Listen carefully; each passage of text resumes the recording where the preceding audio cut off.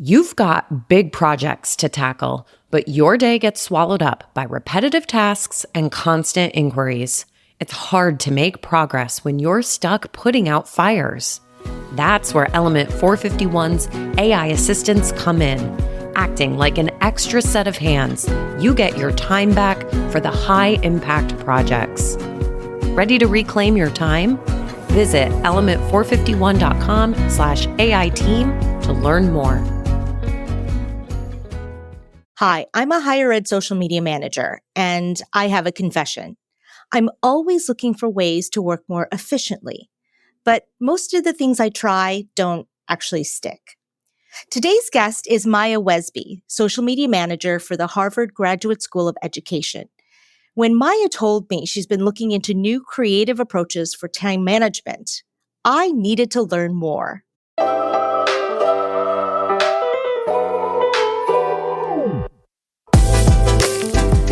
Welcome to Confessions of a Higher Ed Social Media Manager, a podcast that addresses the do's, don'ts, and dynamics of the digital ecosystem specific to higher education.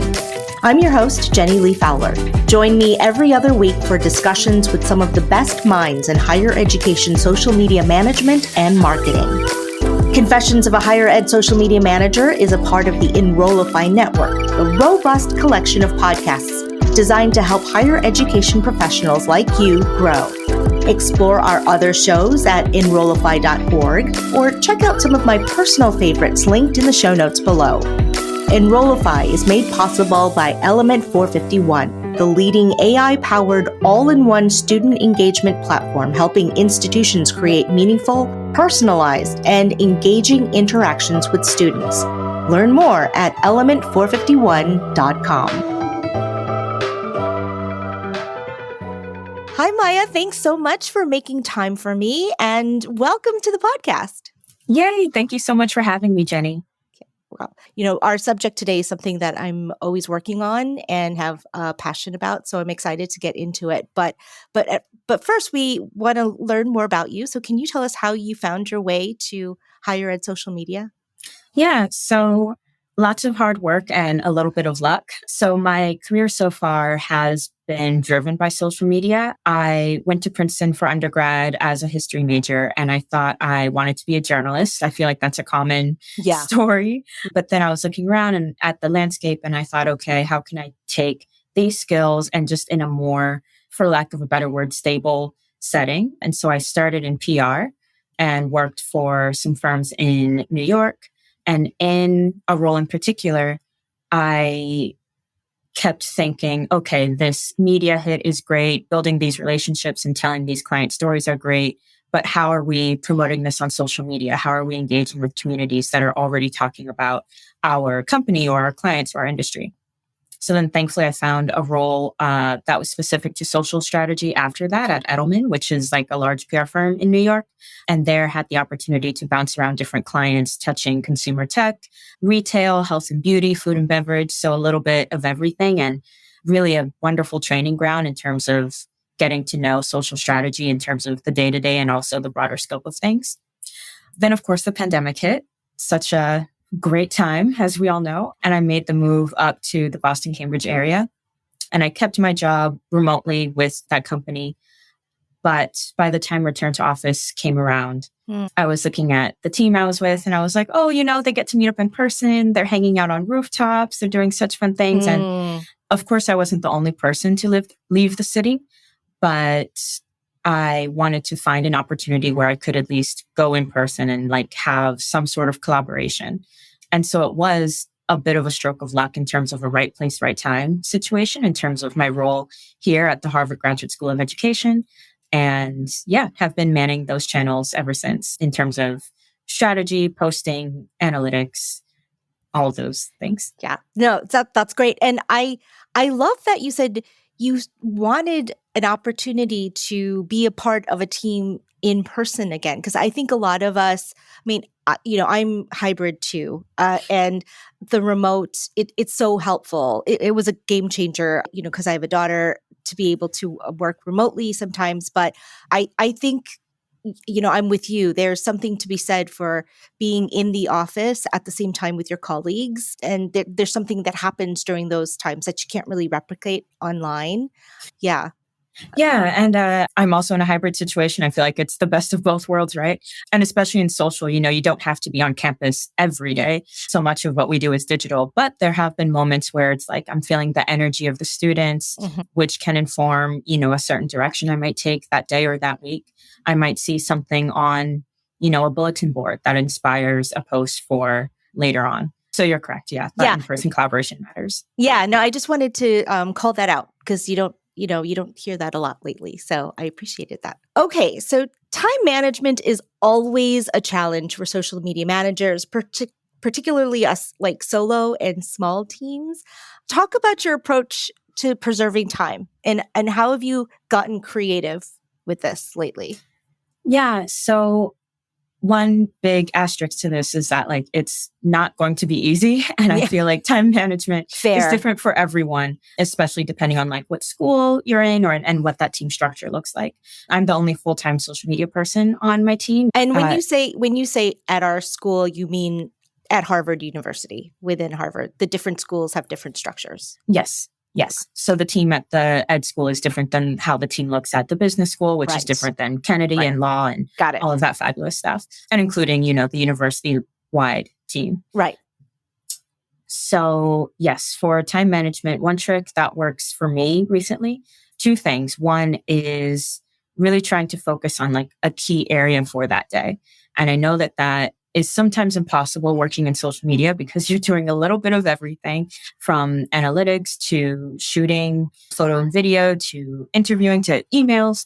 But I just try to segment okay, today I'm really going to focus on just creating content or planning the content for the week. And then the next day, I'm going to focus on analytics from the previous month or the previous quarter. The next day, meetings. And then say the next day can be more so strategy and research to then inform what happens elsewhere. So I try to, as much as I can, segment it into a singular bucket. And I know that, of course, there's going to be crossover. That's just the nature of the role. But or something happens that just flips it on swoops in and says, I'm the priority for the day. So clear your plate. No, I have to say, I do that too. So this is encouraging for me to hear that you're doing the same. And I feel like if say on a given day, you're like, okay, I'm going to do my analytics or do my analytics reports. And if you do get that done, I feel very accomplished for that day. So I will say it's a way to sort of keep maybe energized as well and feeling productive without everything being too overbearing. Yes. So I like that. But you said there was another approach that you've tried recently? Yes. Yeah. I've been posting a lot about thinking of content creation or social management as a math equation when it comes to looking at the different pieces of the audience on said platform, the tone you want to take, the message you want to give, and if that all adds up to something you want your brand to promote. And so that's helped give me a more targeted focus instead of saying, I need to post everything everywhere because our audience, they have so many different interests and we're talking to so many different people who are going through the funnel, right? We have prospective students already who can apply, our current students who just got here, and then alumni who are still very excited. And then, of course, faculty and people who just like our school. And so when I think about content creation like a math equation, it's saying, okay, what is actually the priority here and who do I want to talk to? So you're individualizing it almost. You're trying to speak to a very specific person with content, and you're not trying to speak to everyone with everything you post, which I think is really smart because I often say if you're trying to reach everyone, then you're reaching no one. Does that sound about right? Yes. Yeah. And there are definitely going to be exceptions to that sometimes. Say if we have a big announcement, a faculty promotion, leadership changes, things like that have to go everywhere. But also that those are rare moments when it's speaking to everyone. But there are pieces of, say, research that are going to play better on LinkedIn than Facebook. There are pieces of, a nice campus moment that are going to play the best on Instagram and not so much on Twitter these days. So yeah, taking that kind of like individualistic approach has really been helpful. Okay, this is actually, it's coming into more focus with me now. So you're not thinking, okay, one piece of content and trying to make it work for every single platform you're on and maybe even shoehorning it into some platforms. You're just taking it and saying which platform, which audience is this best suited for? And then you're sort of, I don't want to say you're done because, you know, there's steps you take after you post, but then you're not worried. I mean, that probably does save time. Is what? Yes. Sorry, I'm just trying to wrap my head around that. So once you post it, you're not worried about the other platforms. Is that Correct. Exactly. So say like if a faculty member is really excited about a new piece of research or a new book that they were just involved in, I think, okay, what are the current platforms that we're on that see engagement in those lanes? And that can just be, you know, that could be one platform, but even then that one is enough of a push to make sure that that faculty member feels heard in that space and to appeal to those who want to hear their research. I am really loving this practice. You're blowing my mind a little bit with this. So if you just post something on LinkedIn, like say it's the best from LinkedIn, right? And it does well, do you think maybe it might be at that point, do you think, oh, maybe this will do well in X and Facebook too? I mean, does it stop there or how do you? Yeah. So I try to cross over sometimes between LinkedIn and Instagram stories, just because stories is a wonderful place to, show off, you know, fun campus moments. And I definitely vouch for it as a place to reshare a bunch of content.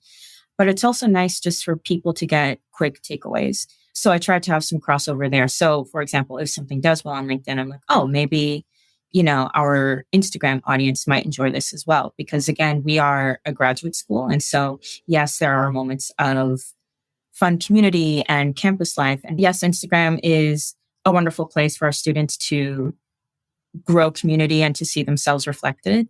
But because we're a graduate school, they are still interested in those, I don't want to say quick tips, but say usable insights.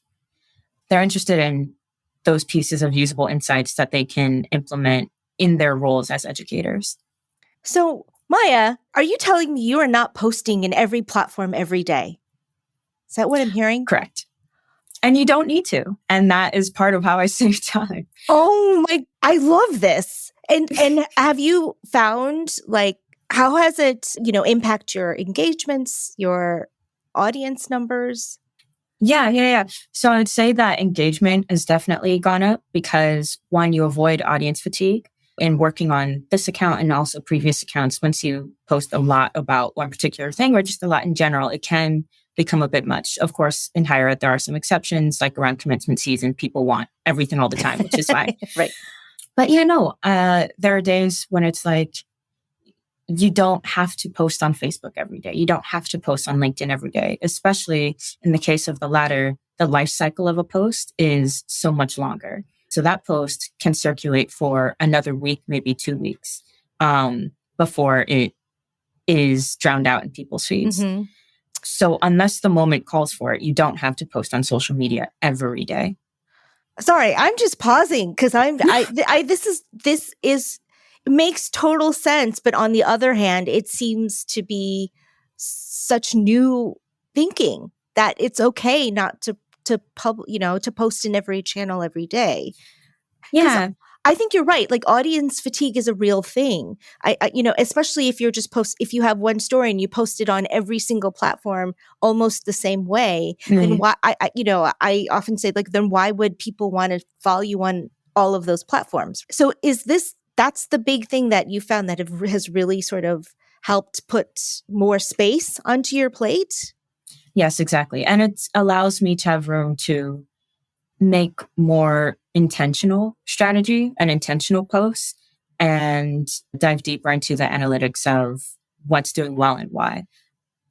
And actually, a larger point to that, it's allowed me to invest more in our platforms that are already doing well. So instead of, again, posting everything every day on every platform, it's taking, okay, our best performing channels are LinkedIn and Instagram. How can we maximize the content types available there so that the platform / algorithm, whatever we want to call it, sees the content as favorable, if that makes sense. And then it can reach more of our audience, and then hopefully more of them engage with that content. Hey, it's Jenny Lee Fowler. Element 451 is hosting the AI Engage Summit on October 29th and 30th. This free virtual event features many of your favorite Enrollify creators and will explore AI's impact on student engagement, enrollment marketing, and institutional success. Learn to tap into AI to automate personalized outreach, improve your emails, streamline content creation, and boost campaign performance. Plus, hear directly from current students on how AI is influencing their engagement in campus life. The AI Engage Summit is your guide to understanding and applying AI at your school. Registration is free. Visit element451.com to save your spot. Now back to the show. Wow, I love that. I love that so much. So, okay, have you had any pushback on this? Like, has anyone questioned you at all? No, I will say the one time I got in trouble, and those are heavy quotes. I was not actually in trouble. Yeah, we're doing air quotes right now. Yeah. Was when Threads first started, and I jumped right on board after seeing, there were other higher ed institutions on there. There were definitely other schools at Harvard who were already there, not posting, but just making an account and kind of parking it. So I got in a little bit of trouble, again, like little baby air quotes, just for not taking the time to look at why Threads instead of X. Like, are we not going to, or I shouldn't say X. I know in my heart it's Twitter, but fair. I hear you. Yeah. Yeah. Does this mean we're endorsing, this leadership instead of this other leadership? And instead, the case was there were plenty of brands joining that platform at the time, and plenty of peer institutions and plenty of other Harvard schools joining that platform. So I made the choice to do that. Otherwise, thankfully, I have not been in trouble in terms of scaling back where we're posting and why. Yeah. No, I will agree that peer pressure is it's a real thing. Like I remember seeing Harvard get on it and UPenn get on it and Yale get on it. And I'm like, oh, I feel pressured. So no, I feel you. So how would you recommend that we, advocate for ourselves regularly, that we need to try these things, try new strategies that are smarter and not harder, right? Yeah. Yeah. So I think this is actually a great segue from the point about Threads, because people love to see examples of what other people are doing. And I think when people see that, oh, our competitor, our peer, this other really cool channel, when they're doing something, it's like, oh, how can we do the same thing or something similar? So I found that non-social people, and social people too, but in this case, non-social people, maybe they're higher ups, just respond well to examples. And that could be examples from other institutions in the higher ed space. I think it can also be examples from other just popular knowledge sharing institutions. And by that, I mean museums, government organizations, nonprofits. It doesn't have to be higher ed, so that, non-social people can see clearer use cases and can start to reason with why a brand could try a certain content format or a certain platform. And by non-social people, you mean people that are not personal users of social media? People who are not engaging with social media professionally, actually. Yeah. Okay. So using those examples and data is what you're saying. It helps us, make a case for ourselves if we think we should stop doing something or think we should try something. Is that what I mean? I think the data part largely comes into play in more of a test and learn format. So after something has happened, what are the results from it benchmarked against XYZ? But I think examples are a great use case to justify starting on a new platform or a new type of content. I know that you're also a big proponent of user-generated content, or UGC, and I think this also is very, very helpful in sort of becoming efficient in helping to save time if you're posting UGC on platforms. Can you talk about that and how you've like successfully integrated that into your strategy as well? Yeah, I love, love, love UGC. And just to define it quickly, if there are any listeners who are unfamiliar with Yes, thank you. user-generated content, I define them as just materials that are created about your brand that are created and posted by someone else. And then you/your brand then utilizing that content on your channels. And so I use the term materials vaguely because most commonly it's in like photos and videos, especially on social. I think there's also cases where it comes through in text. So technically when you are on Instagram stories and you have a little question sticker and people are responding, that is UGC. And you can repost those things. Mm-hmm. And so UGC, yes, definitely saves time, especially in a higher ed situation, because there are so many students, whether you're at the undergrad, grad level, especially university, or even if you just run a lab, there are so many students and you cannot keep up with them all. Yes. No matter how good you are, you can be the best higher ed social media marketer, and it's okay to not be able to keep up with them all. And also they have a perspective that's different from yours. They're on campus every day. They're going to classes. They're engaging in new ideas with faculty. They're meeting people from around the world. So using their content as a means to highlight that perspective can make your channels seem more authentic because you're showcasing their experience so that they're feeling heard by your institution. They're seeing their friends featured on the page. And so that also sparks just, some excitement that they get to see themselves reflected and their peers reflected. So instead of you running around campus taking photos or like making a TikTok, use something that already exists. Yeah. Why not? Right. Yeah. And see, I find that content is a lot of times better than what I would create, or they have access to views and things that I don't necessarily have immediate access to. So I find it helpful. Yes. And I would say like, other than, the two exceptions of commencement and the start of the school year, UGC, I would say performs the best across the board. And of course, the trick with UGC is that you have to guarantee you have permission and to just give credit where credit is due and making sure that it's within like your institution's guidelines of how you want yourself represented and how the other students are represented. So always keeping that stuff in mind. But once you have integrated UGC in your content mix, you'll find that you'll have more time and your engagement will go up. And ideally, your community will see that they feel seen and heard as well. Yeah, which is so important. Yes. So, Maya, how do you keep challenging yourself to maybe experiment with new ways to be efficient or assess things that you might be able to take off your plate? That's a great question. I've heard about different methods, like time management methods. For example, time boxing. I've been trying to do that when, say, you just put, say, 30 minutes, 45 minutes to an hour on your personal calendar. And it's saying that you're doing XYZ task and you have that much time to do said task.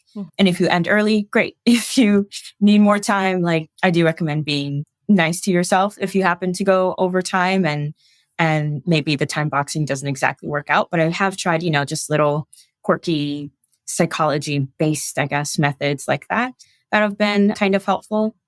I also recommend trying to delegate where possible. And through that, thankfully, we've been able to have interns on our team.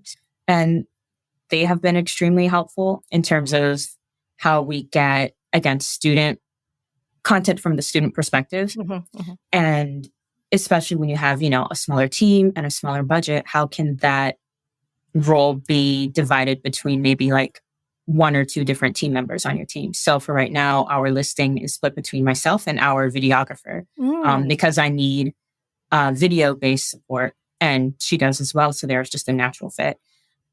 So I do recommend that as a strategy to try and get more help, where it's like instead of one person getting one intern and the budget solely allocated for that? Is there a way to divide some of that labor and like have some crossover so that it uplifts the team as a whole, if that makes sense? It does. And I love it that it seems like you, and I do this too. So it does sound like you're always looking for ways you can do things better or more efficiently.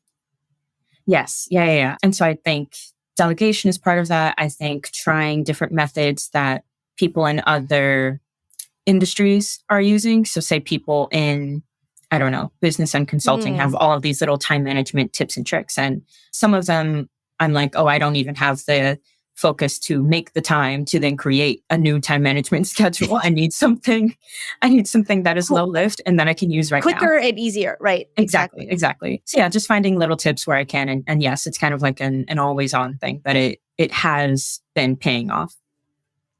That's great to hear. So Maya, I can't let you go without asking you, what is your confession? Yeah, this is so on the nose, I guess, for the topic for today. But my confession is that I finally caved and got one of those app blockers to actually block me from being on social media. Oh. And so thankfully, I have my personal phone and my work phone. Okay. This app is only on my personal phone. Okay. So it's more so in those moments when, say, I'm at home and I should be reading or outside or doing something to just better myself. And instead I am on Instagram.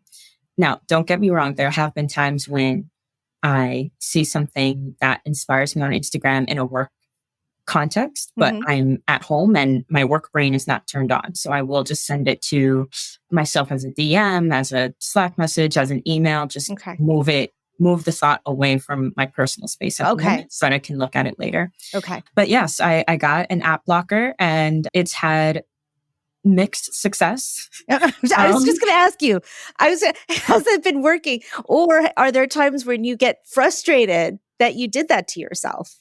I have gone through one cycle of deleting the app. I love this confession. I love that you confess that, but you put it back on.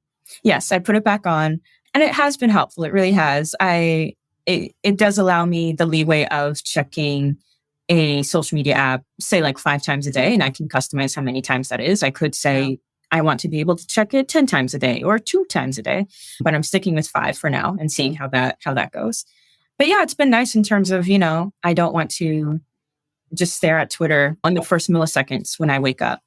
So it has been helpful in terms of like bringing my life back to normalcy a little bit, freeing up some more time to just have more balance in my personal life. But I still use social media to, yes, do research in my work context, but also unwind in my personal life. Normalcy. What is that?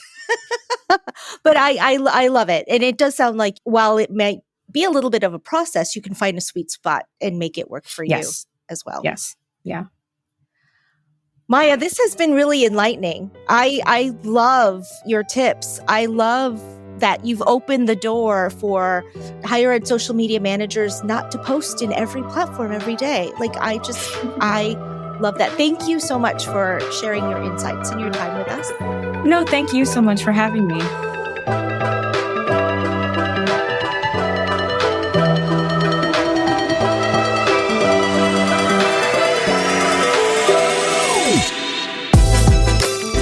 Confessions of a Higher Ed Social Media Manager is part of the Enrollify podcast network. If you like this podcast, chances are you'll like other Enrollify shows too. Our podcast network is growing by the month, and we've got a plethora of marketing, enrollment, and higher ed technology shows that are jam-packed with stories, ideas, and frameworks, all designed to empower you to be a better higher ed professional. Our shows help higher ed marketers and admissions professionals find their next big idea and feature a selection of the industry's best as your hosts. Learn from Jamie Hunt, Allison Tercio, Mallory Wilsey, and so many others of your favorite leaders in higher ed. Enrollify is made possible by Element 451, the leading AI-powered all-in-one student engagement platform, helping institutions create meaningful, personalized, and engaging interactions with students. Learn more at element451.com.